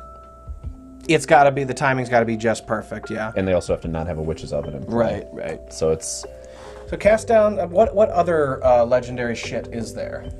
Well, this also doesn't kill Greasefang, which is a problem. It's... Nor does it kill an activated Parhelion. Right. It's... or like any important creature in that deck. I'm going to bump out of this real quick so we can... I have the meta queued up. Uh-huh. So this is the whole meta, basically, right now. Okay. The stuff that's hearted is stuff I've seen more of. The stuff that isn't is stuff that's kind of rotated down. Okay. Minus this, which should be hearted because I've seen plenty of it. So if this is what we're looking at, legendary permanents, nothing Legendary in creatures. Nothing in here, plenty in humans, between Adelines and Yeah, you're Paladins. right, quite a bit in there. This one, pretty much never. It's just Gear Hulks, etc. Let's see. Lotus, no. Yeah, you sided out there anyway. Mono Red, Probably. yes. Mono Red has Annex and Torbrand, and not being able to kill those is a big deal. Snow Spirits, nothing. I don't think they have... Although, to be fair, if we were to switch over to a Braid, we're still not going to kill Torbrand. No, but at least we can hit an Annex. I'll give it credit on that And front. we can, of course, hit Embercleave, which is a big problem. That's actually a bigger problem, typically. And here, yeah, it's Right, 6 to 1, half a dozen the other. Okay, so let's pop back into our search of stuff. I'm thinking then that whatever the fuck that spell was called, not great. Cast Down? Yeah. So, Cast Down's an option. There's 3 others, real quick. There's Doomblade. I hate Doomblade. It can't kill Graveyard Trespasser, and that's the #1 thing we want to kill so often. It can't even fucking kill Mayhem Devil. Doesn't kill Greasefang, doesn't kill Corvold. Doesn't kill anything. Yeah. Eliminate. Doesn't kill all the things we need it to kill. I've tried it. It's too narrow for 2 mana. For 2 mana, it needs to kill most stuff. Amazing if everybody's out of gas, and otherwise trash. Too hard on the mana, maybe? I don't know. I don't know about that. I'm back and forth on this one. The thing is, like, you're going to have a Corvold problem with that, too. Yes. You're going to have a Gear Hulk problem. I'm not into it. I'm not into it. If you don't have life loss issues, this is the best. Yeah, that just gets shit done. Perhaps we could have... I've thought about this. So, you know, like, as you've seen, this deck gets really low on life in a lot of games. Right. And that has been in matchups where Heartless Act is just killing what we need it to. And I'm kind of afraid that putting that in the deck is going to result in losing games, because sometimes 2 life is the margin. And then there's a Braid. Yeah, Braid's damn good, and I still want to fit one in, but I do want, like, a good unconditional removal. Or something like that. How good is that? Not at all. This doesn't kill Corvold. Nor does it kill Mayhem Devil. Nor does it kill a few other things that are pretty key. Yeah, the life is a big deal. It's a much... For Infernal Grasp, you don't think it's that big a deal, but it is a very big deal. It is in here. Like, this deck, one of the reasons I like the 4 Trespassers is the incidental life gain. And that's one of the reasons I like the one Sorin in the main at this point, is that Sorin can give you life gain with the little lifelink creatures. So if we're doing the Cast Down for the Heartless Act, and I like that as a one-off, that's spicy. I'm not sure it's good enough. You don't think the Cast Down is? It might not be. It might not be. Okay. That's the thing, is it seems to have probably a similar number of problems. Like, I agree Heartless Act should probably go at this point. Do you just want the Braid then? It might be a Braid replacing it, yeah. Okay. I'm good with that, frankly. They kill similar things, and we do still have ways to deal with most of the things up the curve. Once you get past 4 toughness, this deck's just trying to go around you, kind of. Unless we can push it. A lot of the stuff past 4 toughness is also Torrential Gear Hulk. Right, which... a Braid. Right. So, this also just hits some things we want for the Witch's Oven next game 1. Angrath Rampage can get some big shit. And also, by the way, that's part of what K-Command can do, is it can, like, combo up with something else to take down a greater than 4 toughness threat. True. True. You do have occasional Glorybringers and Chandra combos, and sometimes you just Angrath them. That's why Angrath's there. Yep. Sometimes you just Sometimes grab it. Angrath solves the problems that nothing else can. Okay, so I like that for the main, unless there's other alterations to be made. The only other thing I could say is, you know, like, what's in red black? We haven't really looked at the gold cards in a while. Sure. let's get out of this filter. Alright, red-black. We'll move to at least uncommons, because the commons are trash. And just take up space. Okay. Unfortunately, Bedeck, Bedazzle are not good. No. I've tried it so many times, in so many places. It looks like it's good. It's not. It looks like it's going to do a lot. It does nothing. It does very little. Too much mana for what that is. I still believe that. I just want to do this with Croxa one time in competitive play before I die. You know? It's so conditional, you know? I like it more in Historic, where you get to do it with Death Shadow for 13. That's, yeah, I guess. That's some spice, at least. Obnixies, still not good enough. This is not the deck for it. Right, it's not. You want to curve out at the top with Obnixie if you're playing Obnixie. Like, it should be near the top of your You curve. want 8 expendable creatures below 3 mana. Right. No question. And we have creatures below 3 mana, but they're not really expendable. Not seeing anything here yet. Pop back real quick. Where'd it go? Theater of Horrors? Yeah, let's read that right there. Slow. It's very slow. Mm-hmm. There's a combo with this right now, though. Select this turn, you may play lands and cast. Deals 1 damage. So, like, in the decks that are going bigger to grind us out, this may be a choice. The lack of tempo is concerning, but yeah. There's a combo deck that plays this. What's the combo? It's like 5-color combo with that creature that has vigilance from green-white and taps equal to the number of colors you have on the battlefield. So you play that and the enchantment that pays 2 and a white and untaps it. Mm-hmm. So once you have 4 colors out, it's infinite mana. Okay. And then you just theater them out. And theater helps you find the combo and enables those colors as well, because you're kind of a green-white deck that needs more colors. Interesting. So I played against that, and it stole a game off of me a couple nights ago, and I was like, what? Right, so I mean, like, if we were to put this on the board, that would not be for tempo, that would be for out-grinding a match. And because people aren't really answering enchantments right now. No, the mirror has issues answering enchantments, but I'd rather have Hazoret than Theater, because it can answer Hazoret, and Hazoret kills a lot faster than that. But that's where I'm at for the mirror, because I see the mirror...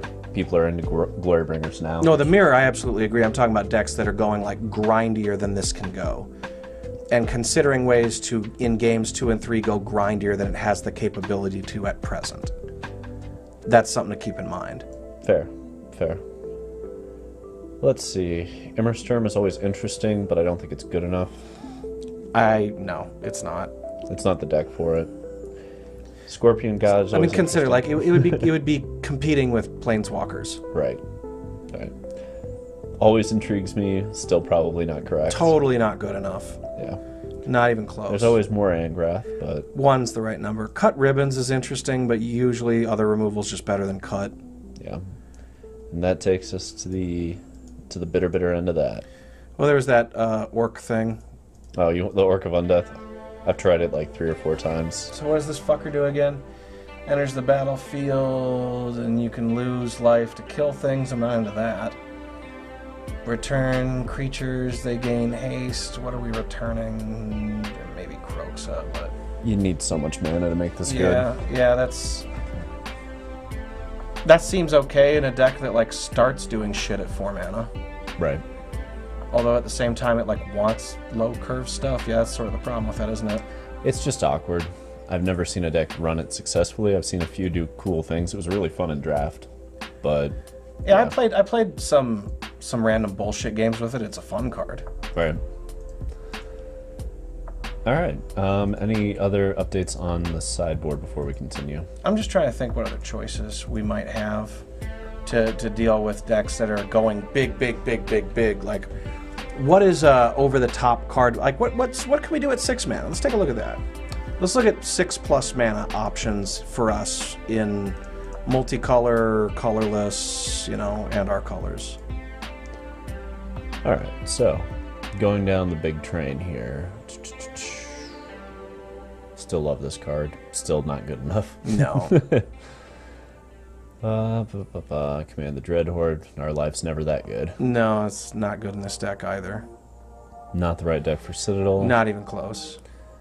Still not the right deck there. And That card's just not good enough. randomly kills you also. Big Lily's still a thing. That is quite a card. This is an interesting one. That is quite a card. So is Massacre Worm, actually. Yeah. Yeah, it is. Both of those have interesting applications in this format. Lily intrigues me more than Massacre Worm. Lily solves the problem of opponent going big, big, big. Typically, yeah. Yeah. What the fuck is the Lord of the Forsaken? Where is that? Right Oh, next to Lily. Not this deck. Got it. No. Interesting, but Very interesting. So Lily might be an option. not good enough. Intriguing, but yeah. I've tried it. It wasn't good enough in Standard. Come on, let's do it. The bomb from draft, back at it. No. When everything's a 6/6, you can't lose. Oh, shit. What's up, Osculatus? Yo, yo. That's not good enough. All right, let's see what we got in like red and multi and shit. Big Chandra's still a Big thing. Chandra's pretty good. I have seen this in the mirror a few times. I am back and forth on whether it's good enough. I'm only into it if we're worried about our big spell getting countered. And it looks like in these kind of decks that's probably not going to happen. Like the go really big decks. Yeah, we're not playing blue-white against blue-white enough for me to want this. Big Chandra also doesn't solve the big creatures problem the way Lily does, and doesn't draw us a shitload of cards the way Lily can. Lily also gives you an army. This just gives you Yeah. inevitability against a deck that can probably get there or not get there within that time period regardless of this. Like, this is almost never the deciding factor. You gotta be playing against a deck that's very slow. That is inevitability against the decks that are trying to like Teferi Tuck to win. All you gotta do is cast it and tick up once. Yeah, the Teferi Tuck decks are done, though. Yeah. We're past that era. We're into Dream Trawler beats us. Which Era. actually Liliana's also good against. Yes, and that's a big point for Lily over maybe the Plague Crafter. That's a possible place, yes. Or over the second Glorybringer. And that Also a might possible make more place. sense. I kind of like that too, because then we could probably get it in the mirror. Yeah. Because we are playing the version that kind of has a 25th land. Right.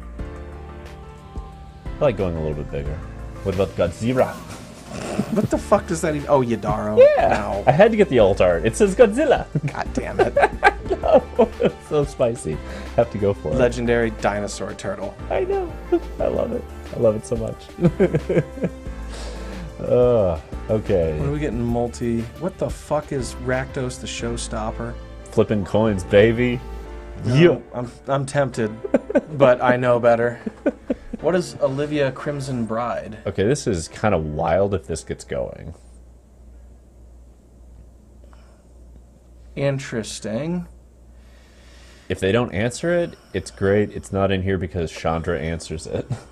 And so does a lot of other shit. Right, and you're like busy exiling their graveyard nonstop, so probably not. Yeah.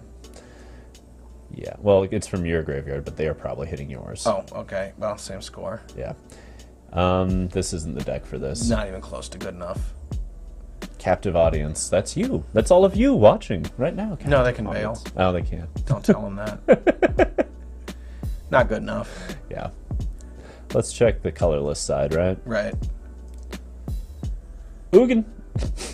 That's a lot. If we weren't doing Planeswalkers, Immortal Sun would be interesting, but what about Lil Ugin? Is that worth considering? The Ineffable. What is it? Okay, the colorless spells, we don't really care. Making the 2/2s is worse than Liliana. Destroy target permanent that's one or more. So, Bad Lily, basically, for what we're trying to do. I mean, it can point, click, and get just about goddamn anything, which is sort of cool, but I still think Lily's just better. I miss this deck so much. This was the coolest. Can't be doing shit like that these days. No, not anymore. Those were the days, though. Okay, so getting a Lily in the sideboard I think is going to help out. I think we can leave it at about this for now. Mm-hmm. I like where all this is. Run one more? Sure. I think we got time for one more. Let's do it. We're sitting at 2-2. Can we end at 3-2? It's the first time we're not looking at a 4-1 or a 5-0 with this deck in a while. People are starting to figure it out. It took a couple weeks. But I kind of expected it to eventually happen. HollywoodBlack. I feel like we've played against this person. Maybe. Not today, just in general. I'm starting to know all the names, which tells me I've put way too much time into Arena. A lot of time. Right. Looks like a good hand to me. Oh, yeah. This is spice. We get to turn 1 Thoughtseize and turn 2 Curve. And we're on the play, and they mold to 5 against the Thoughtseize deck. Oh, we're not on the play. Well, they mold to 5 against the Thoughtseize deck, so let's beat the crap out of probably humans. When they're going to mold to 5, you want to be on the draw. Yeah. We don't care about that fucking little creature. We've got things for that. If they go land Coco, what a nut draw, but we'll take it. That's how it goes sometimes. Let's do this into good old Blood Tithe, I think. Yeah. We might want to kill something. We might want the blood. Yeah. I want you to play 2 more Prosperous Innkeepers this turn. Oh, you almost did. Can you do it? 1 more. All right, I'm still meat hooking them. Yeah, we meat hook for 1 here. This is the sauce. Oh, yeah. This might actually draw a concession. No, they played it out. I respect that.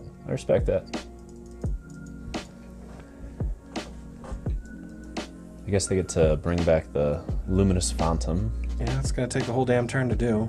Looks like they don't really have an alternative. That's fine. Do we just Chandra and tick it up and start going to town? Yep. And do we care about killing that? No, I think we just attack and see if they block. Nah, they're not that dumb, right? Doesn't do anything. Only one way to find out. Only one way to find out. Indeed. All right, Shandi. Rar. Take more damage. Yes, get those lands off the top. And, wow, Chandra with Shatterskull Smashing is quite a combo. There is the concession. Yep, there it is. Okay, so let's look at our sideboard. That's Coco Angels. Yeah. Okay. It's gotta be. Gotta be, right? Where is our Grafdigger's Cage? We want that. Yup. We definitely want that anger. Braids are still good here. We need to be able to point Yeah, Braids are fine. The Resplendent Angels. Glairebringers are great here. They sure are. Contempts are occasionally useful. Plaguecrafter's bad because they have these little derples. Let's see what we want to take out. So... Underdog's not great here. No. Kroxa is not great here. Bone Crushers are. They have a bunch of 1/1s that gain them life that we just need to get off the board and provide threats. Sorin's kind of against this matchup. It just doesn't do what you need it to do. The creatures aren't big enough to pair up with theirs, yeah. Right. There's no artifacts, and I don't see K-Command doing a lot of great shit for us. Nah. So that gets us down to 60. Is there anything else we want to try and get in? So I like the Chandras, the Angrath, the Glairebringers. I think the Meathook and Shatterskulls are still good here.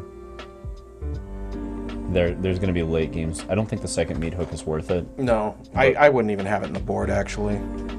You wouldn't have this in the board for the oven matchups? No, I like 1 Meathook. TheDarkStream. That opens up another slot for us, which is possibly a great thing. I think the Thoughtseizes are still very relevant against these green-white decks. Yeah, it can grab the Collected Company, and that's really the card advantage piece. Like, I kind of want to Vraska's Contempt, but I don't know how we're fitting it in. And the mana exchange is not great for that either. I think probably we just roll this. Yeah, Lily is not as tempting given that they're playing a number of, like, it's Coco decks, and they have stuff that comes back from the grave, so We're not trying to slow down that much. No, we're trying to apply some pressure and put them in a difficult position where they don't get to have much value. Yeah, that's fine. This is a matchup where we just turn into the all-removal deck. Pretty much. We are the 2-for-1 deck and here. Lily does do that.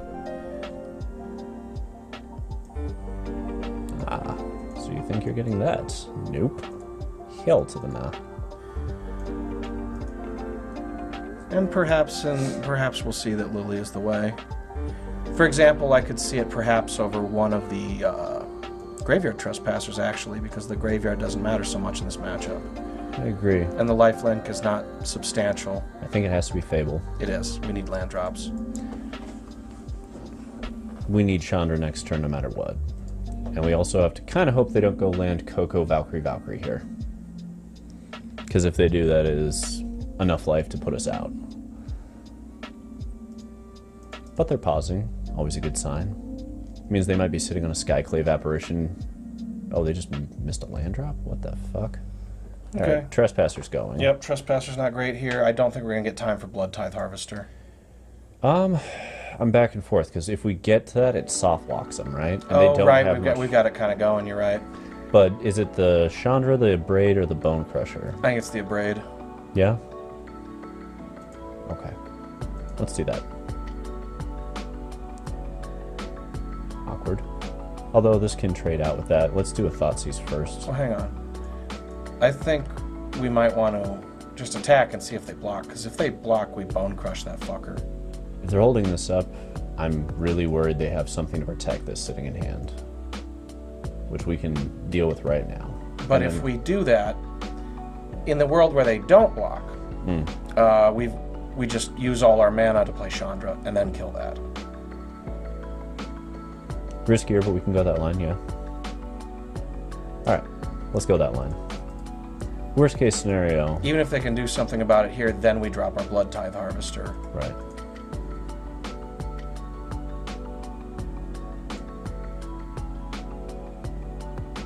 Okay, now I'm a fan of doing this first. Because Yeah, makes sense. Right. Makes sense. Because then if they do a protection spell, we respond. Mm-hmm. Perfect. None of that. Fantastic. Then we drop a Den and we're in great shape. I think, yeah, out goes that. Yeah. Okay, you can have for Skyclaves. Thanks for fucking around, opponent. Fucked around, found out. Cool. There goes that. And I'm just minusing here. Because they're going to Skyclave it. Yes. And then we get to play another one. Yep. And in the meantime, we have a 3-3. Absolutely. Kill everything. Plan is well underway. Let's also deploy that Harvester. Yeah. We don't need to save that treasure. Don't need to save that money. Yep. What you gonna do? Grab the Chandra? Of course you are. Oh, that's gonna feel great in a moment for me. We'll do this first. We've got the mana, and I would like to see what they have. There. Yeah. That's a go-off card. We takes it away. And I think we're just cracking to kill that, and then playing the Chandra and ticking it up. No, I think we Chandra minus crack for 6. Get that pressure going. They're about to gain life and get this out of range quickly. Because that doesn't need more than another creature. And if we minus this, we're out of ways to interact with that, right? But if we do this, we have a 3-3 and a 4-4 and a Chandra ticking up against them. And we can do it that way. Not 100% on this, but I think this will pay massive dividends in the sense that next turn we can also double Bone Crush off into play. And that is a lot of pressure to put on.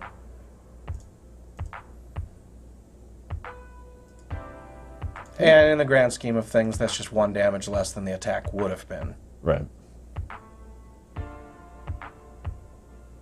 HollywoodBlack. This one's not going great for you. But they can always Coco. Lessons I've learned over the years. They always can. The scry here to the bottom, oh, that's a good sign. If that was to the top, then you know a Coco's coming. I think we just kill. Absolutely. We kill all the time. That's always what we do. And that should be enough to go double Bone Crusher, Yeah. smack for 7. Let's see how they block. Boom, boom. Okay. Do it anyway. Yeah. And they're aiming for Coco off the top, but they are Which facing almost certainly won't be good enough. hardcore lethal damage here. Good game indeed. Yeah. That's the nightmare matchup for Angels, is us. So in retrospect, I think pulling out Graveyard Trespasser for that Lily would have been the way. Yeah. And do we still have a Plague Crafter on the board? Yes. So I would have pulled out another another Graveyard Trespasser for that. Even with the Lunarch veterans sitting around in green, yeah, it's probably still worth it. We kill everything. That's what Yeah. we do in this matchup. We kill everything. You're right. You're right. All right, so let's dump out the meat hook in the sideboard. We need 1 total, right? Yep. Unless you want the one in the main, but I don't. No, I want to keep the one in the main. It's very, very good. Okay, so we have exactly 1 slot open in the board then. And we can put whatever we want here. So, against the decks trying to go under us, I think we've got a pretty good plan. this actually may be a fine place for our unconditional removal spell. Because you were talking about wanting a second Vraska's Contempt. Perhaps this is where we consider some garbage like Bedevil, where we're willing to pay that much mana. Bedevil won't get the exile and it won't get the 2 life, but it will be a mana cheaper than another VC. Sure. And I suppose it can also destroy an artifact, which some matches, that's if we're going to start seeing the explore kind of shit, that can be really important. If we're going to see Korvolds, I'm happy to pay 3 mana to kill Korvold. Every time. Just has to die. In fact, I would probably bring it in the Cat Oven matchup anyway, because I know I will be able to do something with it. I will be able to kill an important card. It's a good point. So we're looking at something a little bit more akin to this then. And we're sitting at good old 3-2 for the stream. I think this is about where I'd leave the deck. Yeah, and cards like Bedevil get more interesting or get more useful in the sideboard as the format gets bigger. Right. So your opponent does like a big thing, and then you just spend like half of your turn killing it, and the other half of the turn maybe playing a Tenacious Underdog, or Thoughtseize, or Cracking Blood, or playing a tapped creature land. Yeah. Just to be able to like string these little plays together, right, to snowball ahead of them gradually. And I like the amount of artifact answers that we've set ourselves up with now, because we now have a Braid, Angrath's Rampage, Culligan Command in the main, and then a Braid, Bedevil. Is that it? 5? Yeah, that's a lot though. Yeah. Yeah, 5 is not a small number of ways to answer that. But I like that if we're going to be trying to play against Lucky Clover decks, because we want one more artifact kill spell than they have Lucky Clovers. Yeah, having 1, 2. You can tell I'm not great with this. 3. You know, I'm just going to do this. 4 and 5. That's right, guys. I figured out how to use this. All right, it's not great. I'm just going to undo all those. But all John Madden-y about it. I know. It's so thick. How do I get it to not be like that? There's got to be a better way to do it. Whatever. I'll figure it out later. Still love it. But yeah, I mean, Rakdos continues to be strong. It's not an easy deck to knock off. It can definitely be done. I've altered a Gandalf deck because I got tired of dealing with it, and so I just went a little ham on Gandalf and said I'm not going to lose the Rakdos matchup, and the answer is when you have 3 Dream Trawlers, it's pretty hard to lose the Rakdos matchup when you're playing Control. Depends on how prepared they are for Dream Trawler. They got to be real prepared. Well, how prepared are we for Dream Trawler? I think we're still pretty good. We are much better than most, because we still have the Plague Crafter, and we're still going to have the Lily. Well, yeah, the Lily adds a little. That's kind of replacing the card that you took out. Yes. The whatever it was, Extinction Event. Yes. I think that's a stronger card. It does different things, but the overlap is still there on Kill Dream Trawler. Right. Kill 2 Dream Trawlers, like a boss. It can happen. Actually, if it's one of those decks where they're using creativity, right, and they go get 2 Dream Trawlers like mid-late game, and they're probably going to just sit back and be like, ha, it's in the bag, and then you lily them both away, and like 2 of your creatures and draw a bunch of cards. Oh, that'd feel good. That would feel great, plus that's the only 2 ways they have to win if they go that route. Although the Locust God creativity deck has also died out in favor of the Gear Hulk, which I think that's the best version of it, actually. It's definitely the most flexible. For those who haven't seen it, this is running around in the top of Mythic. I don't think it's strong enough, but I know that people like it. I've played a lot of it. God, where did I even end up on this one? I actually have derp. There it is. Here, I'll dump this onto the screen for everybody. So, is it creative? And Blue-Red Creative are 2 different iterations. Blue-Red Creative's the one with Locust God. Is it Creative is the one with the Gear Hulks and the Magma Opus. So, yeah, as you can see, these are not bad decks necessarily on their win rate, but they felt very much like if people were prepared for them, they got rolled. If you didn't prepare for them, they were quite difficult to deal with. Whereas Rakdos Mid, we've battle tested the hell out of this at this point. We're nearing 40 matches at an 84% win rate. That's incredible. Yeah, that's as good as it gets in a format. If you're doing better than that, it's because the deck's about to get banned. And I don't think anybody's going to ban out Rakdos Mid. No, they're either going to figure out how to go bigger in a way that this deck cannot consistently handle, but the problem with doing that is you become vulnerable to many, many things. Right. Much like that Izzet deck with the Torrential Gearhulks and shit. Right. That's a hard matchup. I've beaten it at least as often as I haven't. But that is moving in the direction of a deck that can just get so big that this can't keep up with the sort of advantage it creates, but eventually you become completely vulnerable to all those Thalias and collected companies, and all the Gearhulks in the world won't save you from that level of aggression. The worst matchup I actually had with this blue-red Izzet creative deck with the Torrential Gearhulk, not the Locust God, but the Gearhulk version was mono green. Mono green was a fucking nightmare. They put out all this pressure, and you're like, Anger of the Gods, and they're like, 4/4s, and you're like, yep. None of it fits now. Right, none of right. it. And then they can you can Magma Opus, but it's just going to kill a thing, sometimes not even the biggest thing. Right. And like tap something, and then you got a 5/6, but who gives a shit because they've got like 3 creatures that big. Right, and they probably have Aronis sitting there laughing at you the whole time. Mm-hmm. But this can beat all of those decks. Yeah. Almost every matchup is hard. Oh, yeah. But like every single matchup is quite winnable. Yeah. But I think that's the move for right now, is just and we've kind of been trending that way of like making the deck a little bit bigger. Every modification has made the deck a little bigger. Yeah, we've needed to adjust. I haven't seen a ton of mono red or mono blue in a while. Those are like mono red, mono blue, mono green are the 3 strong aggro decks I see with consistency in Mythic, because it's easy to make the speed run, and they're good. They're just good decks. They punish awkward draws heavily. That said, I do think Humans is probably better than all of those. It just doesn't see a lot of play because it's not easy to play that as an aggro deck. It does actually require a ton of thought to play Humans correctly, as weird as that sounds. It's kind of it's like a mid-range deck that's fast. Yeah. Because it's got a lot of game past turn 4. It's trying to snowball, but it's sneaky about that, and it's like presenting you with little threats like, you're going to deal with it? And if the answer is no, they're like, excellent. Yeah. It's about to get a lot bigger now. So you got to just clear it off the board as soon as they land shit, and that's not intuitive for a lot of play. So I don't know, it's an interesting game. And in case you're wondering, this is what the Humans list looks like.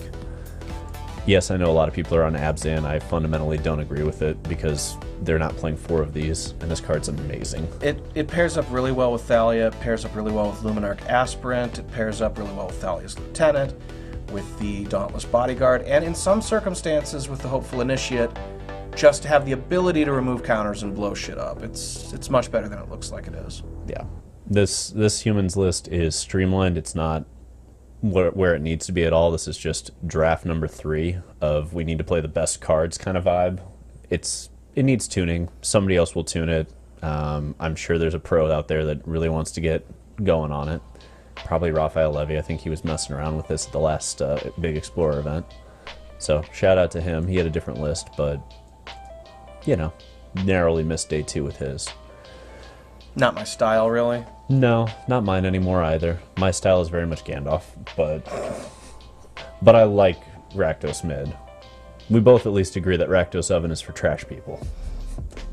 Or like, maybe if you just like have a bunch of ticks.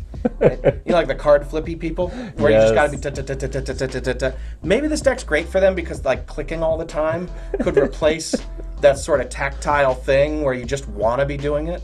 Reminds me of who's the big streamer, Crokies. Because he does that on stream. You'll just see him on the battlefield. It will show you if you're clicking by like doing a little pfft of sand, and the whole stream is just like you just need to play Oven, dude. I mean, also nobody needs to play Oven. Also, Carpal Tunnel's coming, but that's a different story. So, I think that's where we're gonna leave it for this evening. We'll be back tomorrow playing something fun. Don't know what yet. We always pick day of. Yeah, Rakdos Mid, pretty strong, sitting at good old 31-6. We started at 28-4, and we went 3-2. Not the best, but a 60% win rate is acceptable for testing. We won everything after I showed up. Fuck off. All right, that's all from us. Auf TheDarkStream Wiedersehen. out.